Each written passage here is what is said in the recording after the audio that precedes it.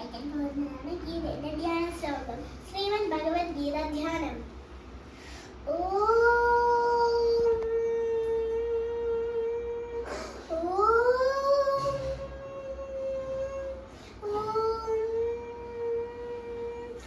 ഓം നമോ ഭഗവതി വാസുദേവായ.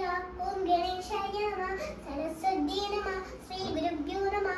ഹരി ഓം പാർത്ഥായ പ്രതിബോധിതാം ഭഗവതാ നാരായണേന സ്വയം വ്യാസേന ഗ്രഥിതാം പുരാണമുനിനാം മധ്യേ മഹാഭാരതം അദ്വൈതാമൃതവർഷിണി ഭഗവതി അഷ്ടാദശാധ്യായിനി അമ്പത്തോമനുസന്ധരാണി ഭഗവദ്ഗീതേ ഭവദ്വേഷിണി നമോസ്തുതേ വ്യാസവിശാലബുദ്ധേ പുല്ലാരവിന്ദായ ഭദ്രനേത്ര യേന ത്വയാ ഭാരതതൈലപൂർണ്ണാം രജ്ജോലിതോക്യാനമയ പ്രദീപ പ്രപന്നപാരിജാതായ ദോത്രായത്രൈകപാണായ ജ്ഞാനമുദ്രായ കൃഷ്ണായ ഗീതാമൃതദുഹേ നമഃ.